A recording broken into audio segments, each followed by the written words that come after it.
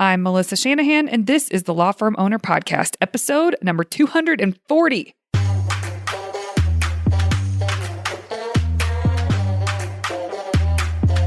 Welcome to the Law Firm Owner Podcast, powered by Velocity Work, for owners who want to grow a firm that gives them the life they want. Get crystal clear on where you're going, take planning seriously, and honor your plan like a pro. This is the work that creates velocity.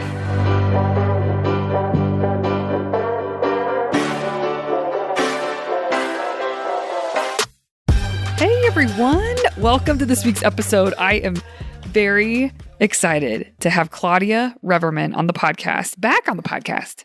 You've been on the podcast before. I have. Thanks for having me back. Oh my gosh, you're so welcome. We are sharing a mic, so if you hear us go in and out a little bit, that's what that's about. But I am thrilled to have you on. The first episode we'll put in the show notes that we had you on was really to borrow from your accountant brain and like sort of the blend of you being a lawyer and an accountant. And the advice and tips and ideas that you had that we thought we would share based on things that you'd seen prior. People really liked that episode. It was super fun to do with you. And now you're back and we're talking about something totally different, but that you have a lot of experience with. So I'm just grateful you're here. So thank you. Thanks. Do you want to tell, just as a recap, everybody who you are, where you are, and what kind of work you do? Sure. So I have my own practice in central Minnesota, do mostly estate planning, business, and real estate work. And I've worked with you since September of 2020. Mm-hmm. And I found you because it was a real pain point in my practice. It was grinding. And I don't know originally maybe how I found you, but basically got attached to your podcast. And I thought, oh my gosh, I dig her a lot, in particular about execution, productivity, and how to get out of that. But I don't know that I totally understood that until I joined Mastery Group in terms of hearing about Monday Map and Friday Wrap and how to approach your week in a totally different way. So you started Mastery Group. You used to take part in something we offered called sprints. And then at some point you've had a journey. So there was a program called Circle that we offered. You did that. You became a private client. And now you're in a program called Syndicate, which is pretty cool. Mastery Group members can choose to do that if they would like to. So she's been around the block with the work that we focus on over here. And I think that's really valuable for other law firm owners to hear what you're going to have to say. Because today, everyone, we're talking about Monday Map, Friday Wrap.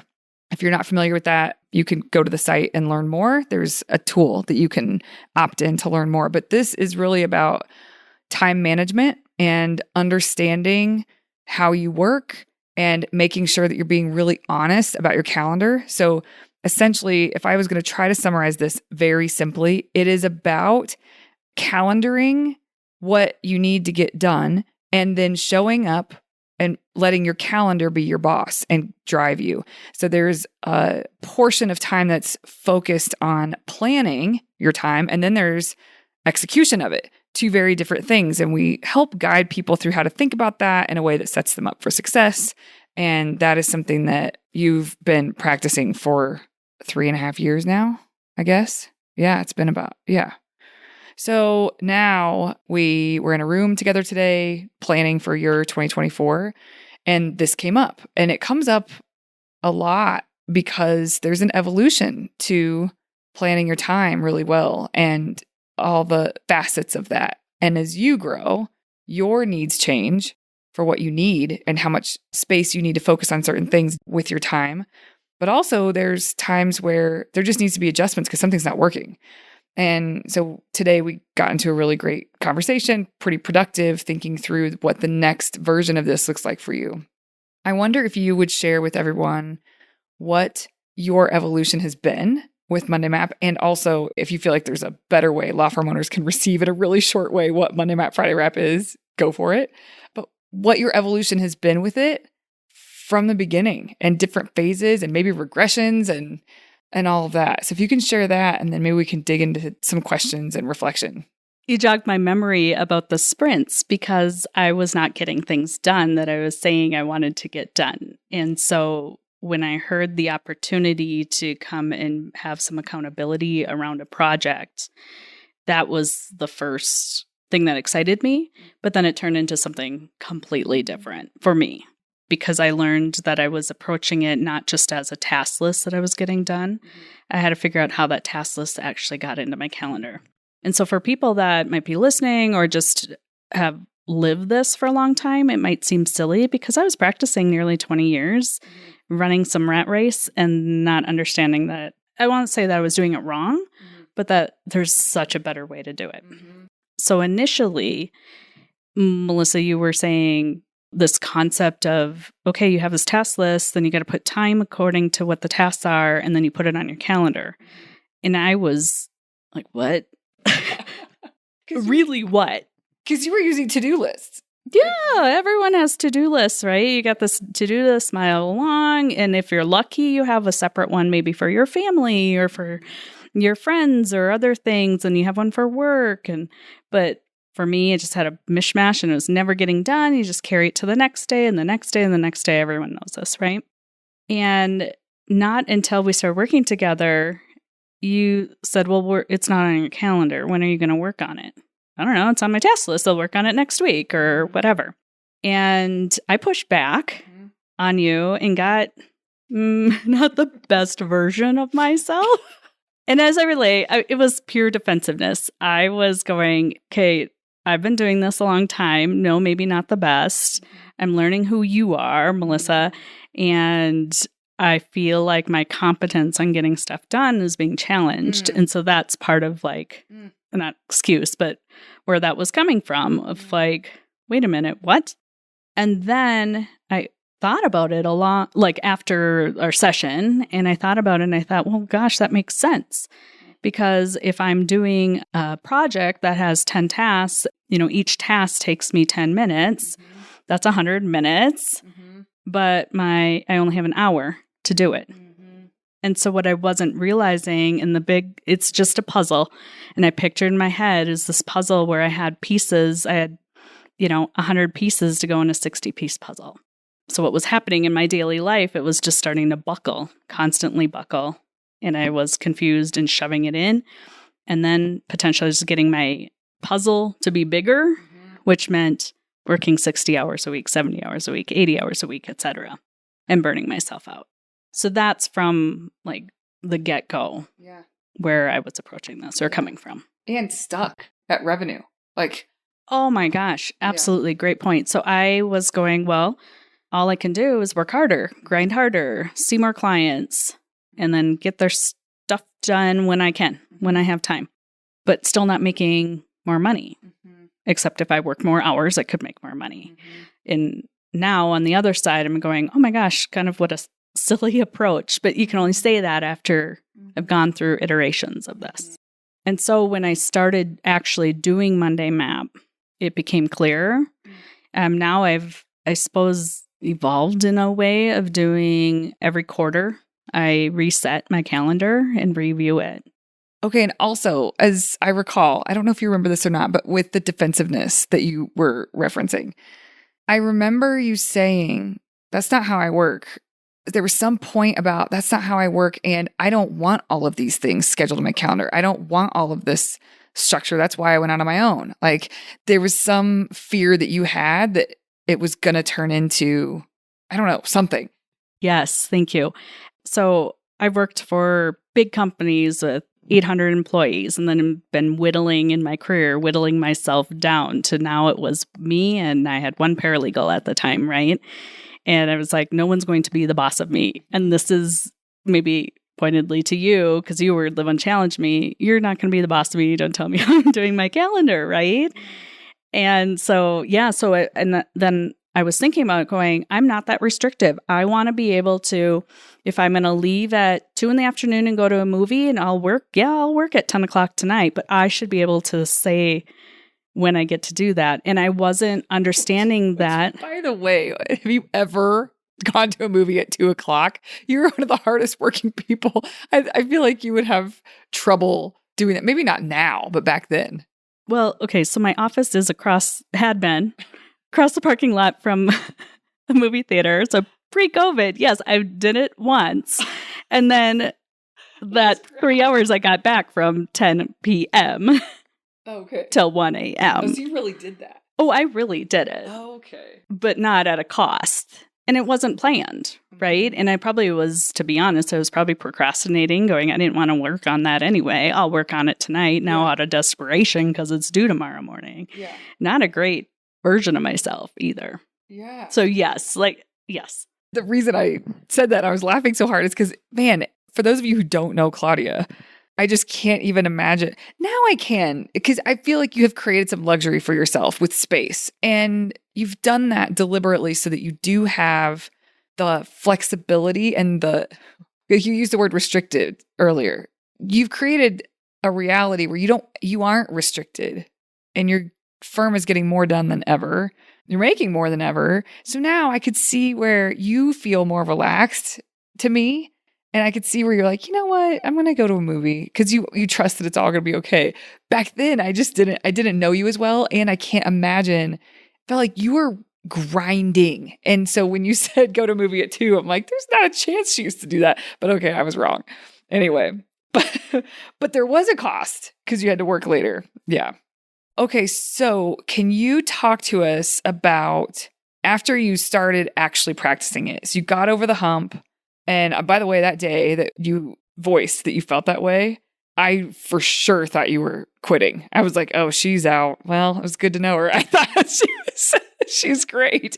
But you came back and you really practiced it. And from then on, it has been an evolution, and you have worked with it in a way that at points you get really nerdy about it, because that's what I think it takes to figure out the next version and how to make it better. So I want to ask you about the evolution for you since you finally did dig in. But we keep saying make it better.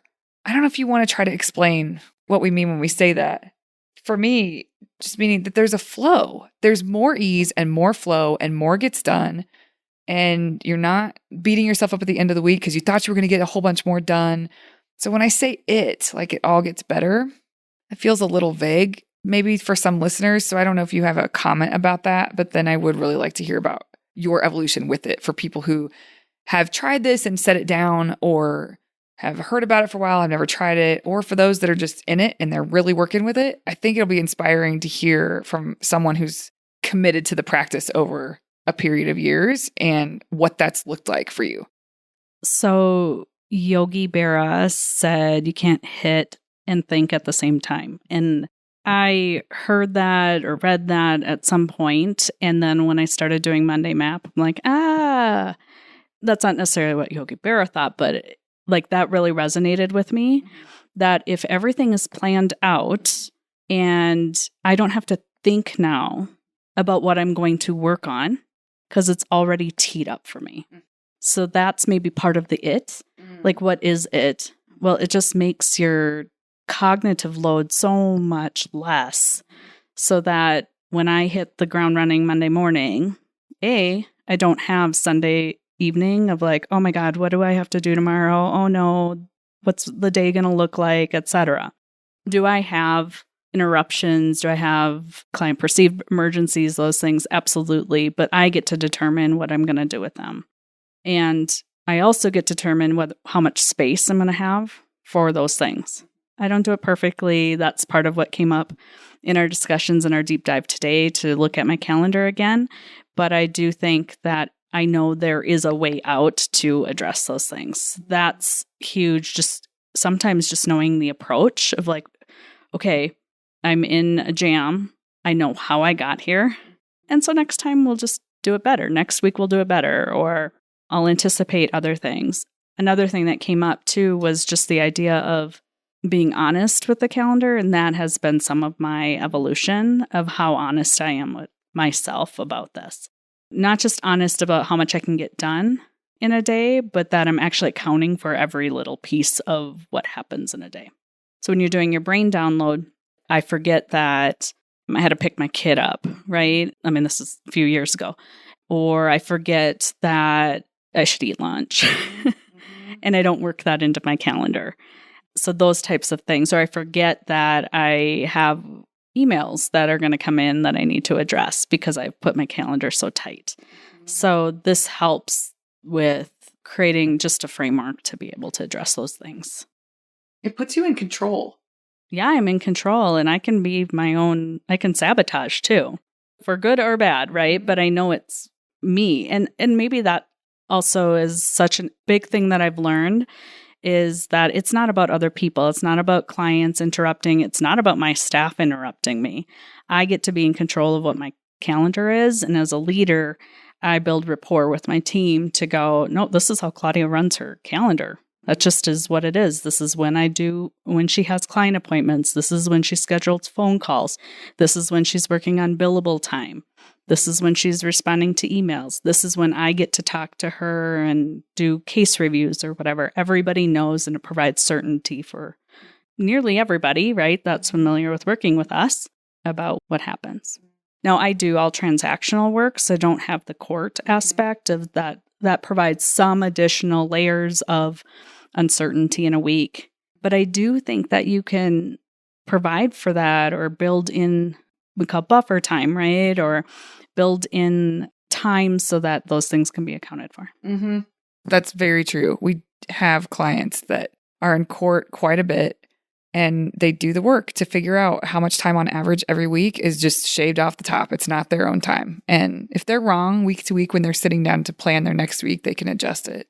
But it's math. If you could try your best to make it math and really think through not only the number of hours you have available to work, that you're willing to work, so you have a container for things to fit into, and then you have your list of things you need to get done, and how much time are you going to give yourself for each thing?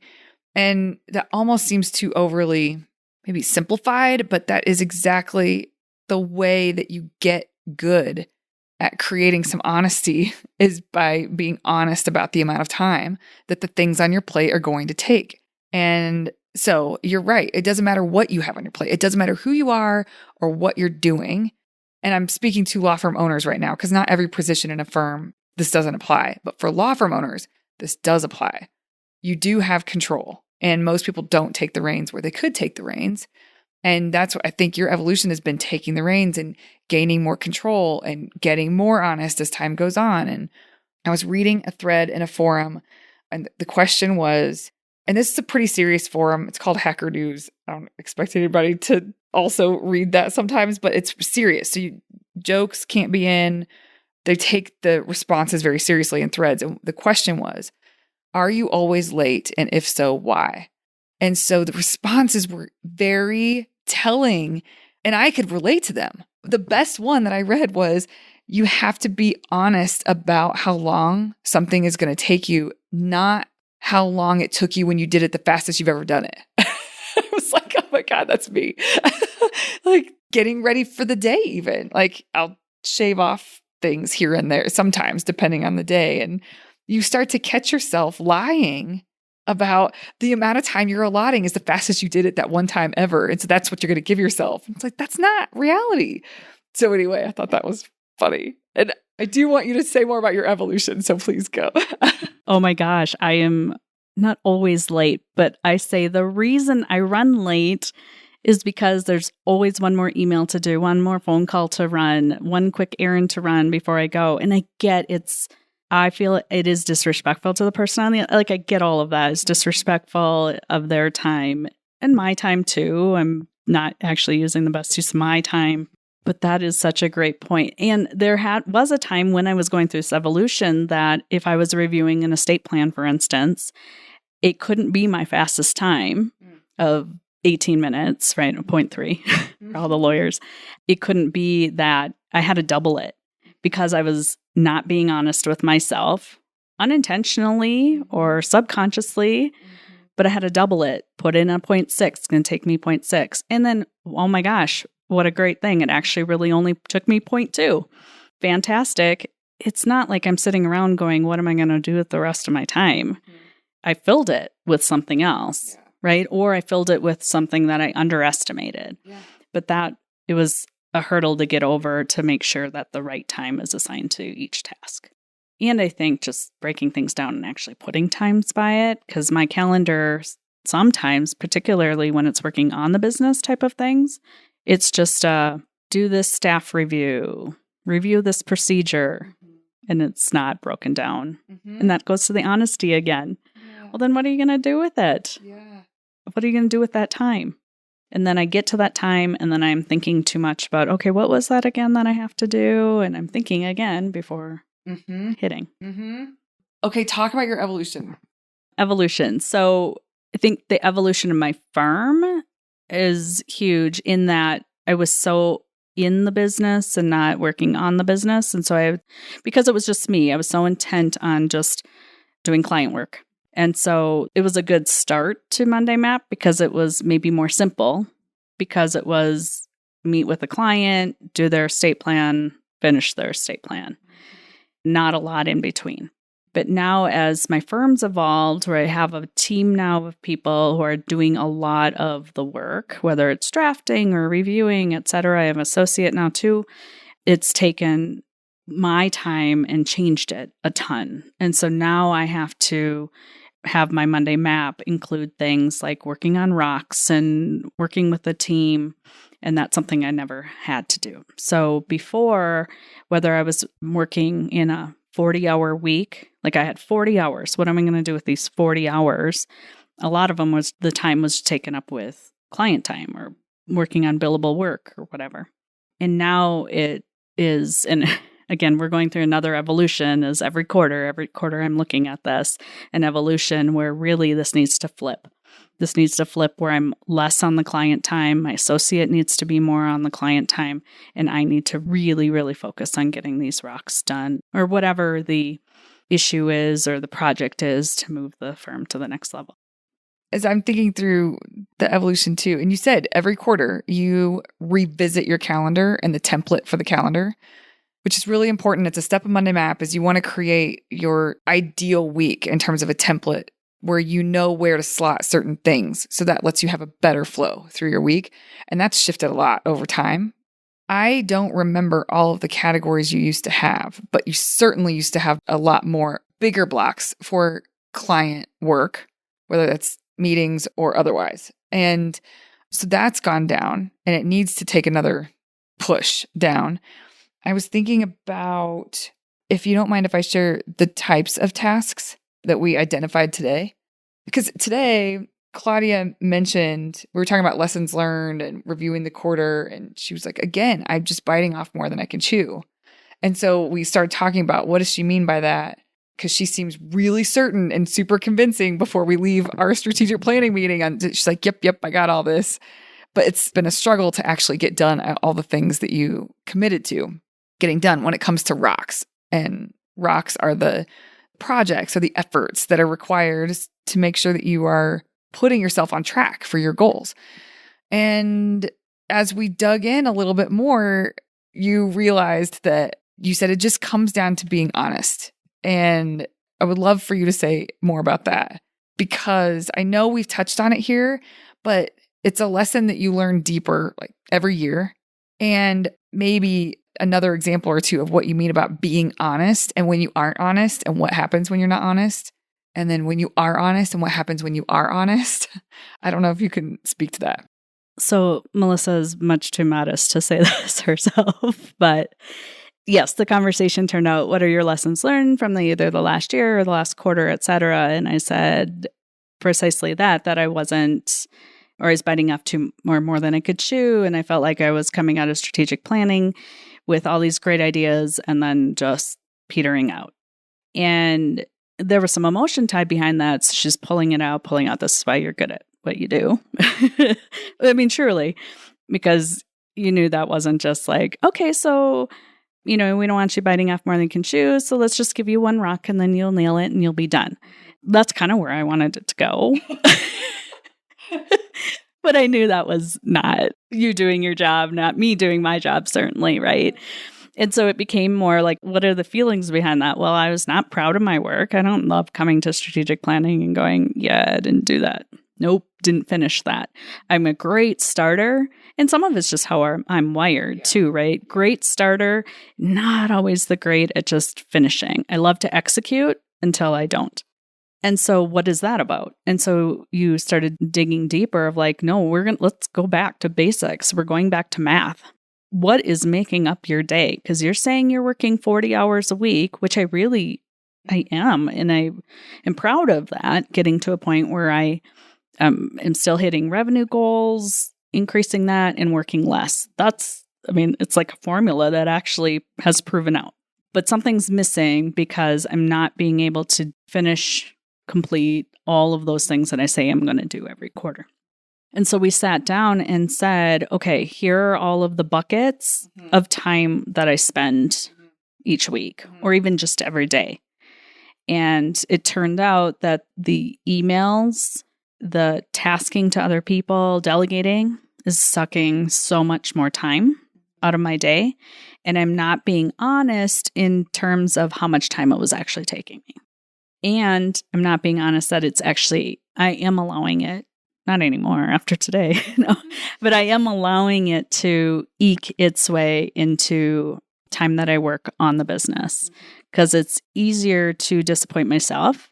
I certainly am not going to disrupt client expectations or even my team expectations, but for me not to be honest and go, yeah, Claudia, you didn't work on that and you didn't honor your plan or you didn't set up yourself for success, that's where kind of the rubber hits the road. Okay, so the buckets, the types of tasks that we pulled out of you that you actually spend time on, and we made a list. Email/tasking, and you don't currently, up until today, you don't reserve any time for that in your calendar. So it's not baked into your template, but you're spending an hour and a half to 2 hours a day, sort of seeps in to the day. So the fact that there's no slot for that, there's no room for that, it's not accounted for, then you have trouble keeping up with other things you want to do. Like it pushes other things out. So I'll keep going. Team meeting time, you have space for, and actually what you allot for that is exactly what you give to that. Rock time, how much time you spend on your quarterly rocks. You had allotted over 5 hours a week, but you were spending like 1, and that was generous. So like that wasn't happening. And then client meetings, you have allotted 15.75 hours a week. Like that's between initial meetings and signings. And you are filled. You have it open, it's filled. And then I'll go through in a minute and just talk about percentages for this. Scheduled calls, you have 4 hours a week and you honor that. That works out. Marketing, you allot 2 hours a week and you're spending 2 hours a week. Buffer time, you had allotted a little over 7 hours of buffer time, but we have 0. So you weren't doing any of it? Well, I would call it buffer time meaning nothing's planned in there. But what was happening is all the overages from maybe a client meeting that went over, or mostly this email, tasking, etc., the buffer time got sucked up first. Okay.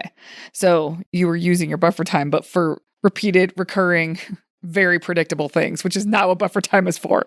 And then billable work.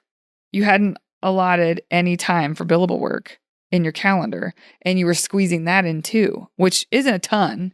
It was less than 5 hours a week, but that's 5 hours. So it was just, you said, I'll just put a little block here, a little block there, a little block here, a little block there. I was like, but you're squeezing it in. So anyway, it was very clear once we started to look at this that shifts need to be made to be more accurate with how you need to spend your time. And right now you're not giving yourself the space. So you're taking it from other things. So it's robbing from the other things that you say you want to do. So we reworked this, and you listened to a podcast that I also love. It was a Tim Ferriss episode with a guy named Sam Korkos, and he basically talked about time management in this exact same way. So he essentially does Monday Map, Friday Wrap. He doesn't call it that, but it's the same principles. You do what your calendar tells you to do, and that's it. And people will say to him when he talks, and he's a CEO. So his team and others, his colleagues, he'll say to them what his method is. You calendar time for your activities, and then you show up for your calendar. And they'll give that a shot, and they'll come back like a week or two later and say, your method doesn't work. And he's like, why doesn't it work? because it doesn't all fit. And he's like, exactly. Like that's the whole thing. And you have to learn how to make a calendar and how to make a plan that's actually possible. It's not just wishful thinking. And so he had so many good things to say. And one of the things he said was that if you're very good at this practice, you need 20% buffer time. We do teach buffer time, but I've never given a percentage. And I loved that he gave that. And he said, if you're not good at it, you need at least 50% buffer time, which is basically meaning you hold space for all the things that you aren't accounting for that pop up and if you're really good at planning, you need to hold 20% of your calendar as space for those things as well. And you took that to heart. And so you started calculating percentages at what percentage of time you were spending on each type of activity. So just to give people a read, you had 0% of your time reserved for email and tasking. You need, what we figured out was 19% of your time needs to be spent on that. Team meeting time, you had slated 14%, and that gets to stay the same, 14% of your time. Rocks, you were allotting or reserving 13% of your time, but you were spending 3% of your time on rocks. Client meetings, you were spending 39% of your time, but we reworked it and we're getting it down to 19% of your time will be spent with client meetings. Scheduled calls is staying the same. It was 10% of your time. Marketing is actually going up from 5% of your time to 10% of your time spent on marketing. And buffer time, we did something unique with your buffer time, which we can say more about, and billable work, it should be about 11% of your time. And we didn't have anything allotted for it before. And this was really cool. I haven't worked with clients looking at the percentages of time, but that was really helpful, I think, to give you clarity. And this is something you were doing before, but we just got it closer to right today, I think. And so I am curious if you have anything you want to say to listeners as they're listening to the stack that is yours and the activity types that you have slated. Listeners, you may have a different need for different activity types, but I think hearing how you have this laid out after practicing this for a really long time could be useful to people. So I don't know if you have any comments about kind of the work that you figured out today. And then I'd love to actually hear you talk about buffer time more specifically. That really did resonate with me, the Sam Kirkos, the whole buffer time. I had never thought of it. I've thought of it, but then I thought that was just, I have a meeting with a client that lasts an hour and I just leave a half hour in between. And then I meet with another client right after that. Like it's just time that I just make adjustments from walking from one conference room to another kind of thing, right? But that's not really what it is. It's the adding a percentage to it really resonated with me. However, the mistake I made, I think I should call it a mistake or just my blind spot, was I was sucking it up, the buffer time, with emails, tasking, client emergency, other things that really made it no buffer time. So truly, if I worked all of this in, I should still, in addition, have an additional 20% of buffer time. I agree with that, except for emergencies. Like that is a good example of it's there for when things pop up, right? But when you're using buffer time for your regular tasks, that's a misuse of buffer time. I would agree. I think if you are missing pieces, you can't just call it buffer time. She laughs because I have to do billable client work, or I do a lot of flat fee, but meaning reviewing an estate plan, for instance. That's what I call billable work. But I was putting that in buffer time. Now, when I say it out loud and we've analyzed it, yes, it's silly. It's not right. It felt insignificant enough that you could just do that. Yeah, because I might look at an estate plan, it might take me 10 minutes. So I don't have to do that. I can work that into buffer time. Mm-hmm. No. I can. I mean, it still all has to fit in 40 hours if that's truly what I wanted to work, 40 hours. And I think some of the evolution too has been that I need to be honest with, am I really working 40 hours? Yeah. Oh gosh, wouldn't it be great to work 40 hours? Sure. But I'm not really working 40 hours. I'm getting it all done in 60 hours because I have to have time built in there for client emergencies or a phone call or a deal that had to get done that I hadn't planned on for my Monday map. And so then I really, really was working a lot more than what my ideal calendar said. Wait, when? This year? Nope, in previous years in the evolution. Right. So this year it was a lot. I honed in a lot on that. However, it came at the sacrifice of giving into the rock time or my time to work on the business. I wasn't doing what I had said at the end of each quarter as I was planning what I was going to do. Yeah, that's right. And you also, this year, your word of the year this year was glide. And you did a really good job of that because not only did your business grow at a great rate, your team has been developed. There's been more of an ease for you as an owner this year. Lots of hard work, but not the grind. This year was maybe, I would say, tell me where I'm wrong, the first year that it really wasn't the grind. And you worked hard to create that reality for yourself. And a lot of it was paying attention to these things.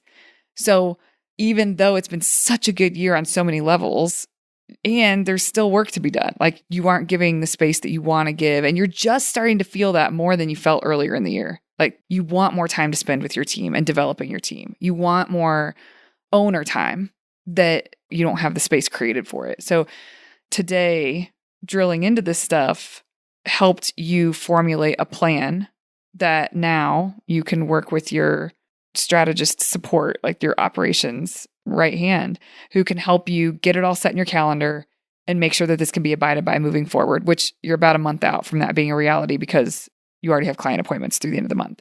But this year, you were willing to work more than you last year. And so this year, Claudia came and said, this year, I want to go. I want to really put my foot on the gas. I want to go. And I'm willing to work 50 hours, not just 40. And last year, 40 was your limit. And so this year, what we did was with your percentages, all those percentages I just read you about, the percentage time she's spending, it was based on a 40-hour week. And so because you're willing to work 50 and you mean it, like you're ready to go, she is going to use the extra 10 hours a week as buffer time. So basically she's got 40 hours spoken for. It's super organized. The math is right to the best of your ability. You're being very honest. So there shouldn't be a bunch of cramming. You've made space in your calendar within 40 hours for all of these things. And you've got 10 extra hours a week that you are willing to spend time on something should it arise, should it pop up, or should you just want to. And so that's how we thought about your buffer time this year was, let's just give it to you to meet 50, but only schedule you out for 40. So I haven't worked with anybody in that way. I think it's just innovative. It was a good thought. And that was your idea. Yeah, well said. I think with the evolution of the firm in 2022, there was a lot of chaos. And previously it was grinding, a lot of client work put up for me. And so I took 2023 to glide, meaning I'm still moving, I'm still putting effort in. It's just not as scrambling. Mm-hmm. And so I took that as an opportunity to slow my life down a bit and do it very intentionally. I mean, it was intentional that I didn't come into the office until 9:30 in the morning, which anyone that knows me knows. I mean, I was kind of spinning in circles in my house going, can I go to work? I'm such a workhorse sometimes.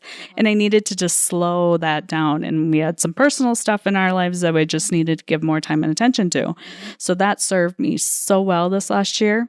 And it also really forced me to dive deep into delegation and tasking to other people and teeing people up. And I'm so proud of things that happen within my team where my team was like hungry for it. And so I got to give them those opportunities to fly. So that has now teed me up for 2024 to really push on the gas and let's go. You seem rejuvenated this year versus last year. Yeah, you're going to fly. I can feel it. The right team in place. 2022 was intense.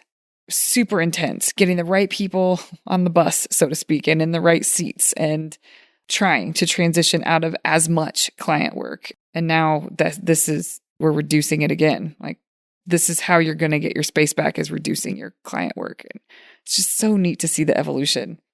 Okay. One more thing about buffer time. I'm hoping you'll share something you said today. And I was like, it was perfectly said. And I want to see if you'll make that point here about how people tend to use it and it's a misuse of it and why it causes problems. Well, first of all, I think the idea of buffer time as you're suggesting, or as suggested, plan in 50% or 20% or 30 or whatever that percentage is, it's scary from a productivity standpoint or from, a production standpoint. Maybe that's different. Meaning you want me to set aside 50% or 20% of my weekly calendar for nothing, just to sit there and wait. That's not actually what happens. It's always used up. It's always used up. Or when it's used up, there are things that you probably weren't being honest about, things that you just didn't plan for, things that probably should have gone on your calendar. The buffer time really is there for those things that could not have been planned, could not have been anticipated down to the half-hour increment, etc. Or use it for something fun. Use it to give yourself just some fresh air, to go for a walk or go to that movie or do whatever. But guarantee it's going to be used up. You're going to find something else to do with your time. Yeah, it just really struck me the way that you said that today was the thing about buffer time, because people really struggle with that concept, as you just stated, is that you will always use it up. But you don't want to use it up because you weren't honest with yourself on the front end of planning. You want to use it up because it was there and available to you as a buffer between your life and the things you had planned outside of work hours and the work. And so I don't know if it's coming across in the podcast the same way it hit me today, the way that you said that, but I do think buffer time should be taken seriously and really only used for the things you can't plan for. And what will happen is when you put the buffer time in, you may intend to only have the buffer time used for things you couldn't have planned for, but you'll realize through the week you didn't plan well enough. And so it's a buffer for your learning curve as well. So I just like the way you think about it. I like that you're really focused on the percentages and that you're very dialed with this and you're giving yourself 20% and you're finding you need it. Okay, one more thing before we go. If you can think of a time that, this hasn't been a perfectly up and to the right curve with Monday Map, Friday Wrap for you. So if you can give an example or two of when it was just utter failure with it and how long, when you have periods of regression with this work, how long do you go before you kind of get yourself back in gear and focused on the next iteration of what this looks like for you? I find that mid-quarter, I tend to need a reset. And it's not that I have to revamp everything, but I do need to have a reset because I'm not recognizing in real time when the calendar I set for that quarter is working or where there's kinks in it. The other is I do, as I said, a lot of transactional work, so business and real estate sale. And I don't do a great job in the follow-up or follow-through of like a closing. So I get all jazzed up. We got the purchase agreement done. I know what the closing date is, and I should be going on the calendar and scheduling, blocking time to work on that closing and teeing somebody up to get all the closing documents, for example, ready. And so where it's really happened, particularly in Decembers are so busy for us where I haven't blocked that time. A long time ago when my kids were young, Septembers were always rough. Back to school, both my boys played football. It was a crazy time. And I remember the coach I had at that time, I was, overwhelmed. She said, okay, next August 1st, sit down and think about this and be prepared for this to happen so that you're not sitting there every September going, what happened? How did we get here? How am I overwhelmed? So that's very similar to my Decembers. I know Decembers are rough. I can't meet with clients as often. I need to book more time to get these closings, get that rat race, get the, communications with clients in and out. It's faster paced than any other time of year. So that's probably where my biggest pain points are with the map. And so how long does it take to get back on? Well, sometimes not as quick as I'd like.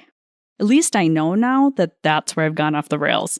Mm-hmm. I didn't plan because I didn't take that time. I didn't put it on my map because I'm just working the files, working the files. I didn't put my hour on the map just to sit down in Monday Map. How often do you get there?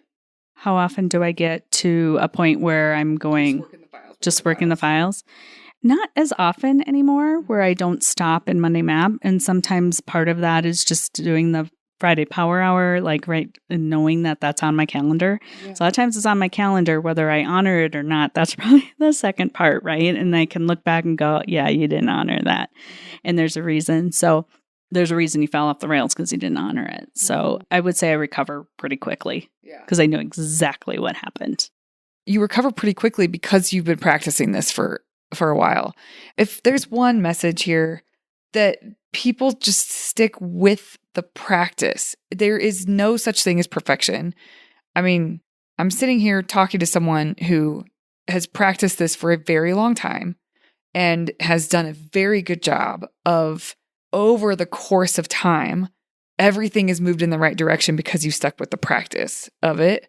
Not just for your time and your freedom and a sense of relief, but also your firm has been allowed to grow because you have allotted your time in a way that's responsible and lines you up with the things you say you want. So that takes practice. And from week to week, one week may be great. The next week, maybe it just fell off the rails. And then the next week is a little better. And then the next week's great. And then the week after that, it falls off the rails. Like that's kind of the cycle until you really get practiced. And you stuck with it. And here you are on the other side. And is there more improvement to do? Sure. But you have made so much progress. Your life feels different because you've taken the reins in a way that you deserve to.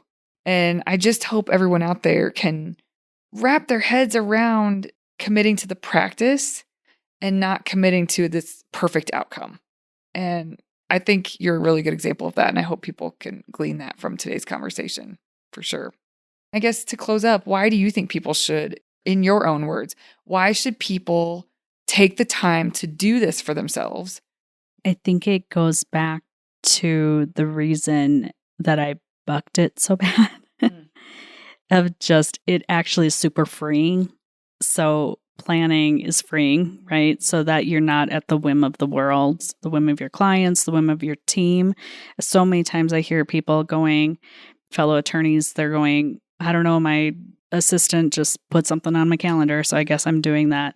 So if you really take control of it, it frees you up to do so many other things. And you're right, practice is where it's at to continue to improve, make little tweaks here and there. And it's never going to be perfect, but that's okay because not every week's perfect. Not every week's going to work exactly how you had anticipated. But gosh, just little by little, you just see little improvements and it gives you a lot more freedom to do a lot of other things. What's one thing you're really excited about for 2024?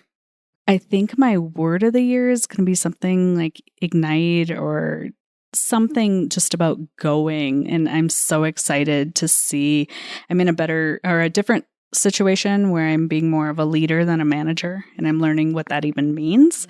And that's super exciting for me because I see so much promise in the team that I have and an eagerness to take this to the next level. So that I cannot wait to see what happens this year.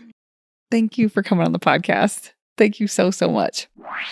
Hey, you may not know this, but there's a free guide for a process I teach called Monday Map, Friday Wrap. If you go to velocitywork.com, it's all yours. It's about how to plan your time and honor your plans so that week over week, more work that moves the needle is getting done in less time. Go to velocitywork.com to get your free copy.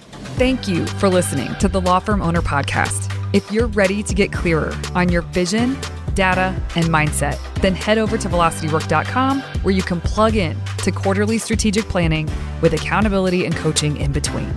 This is the work that creates velocity.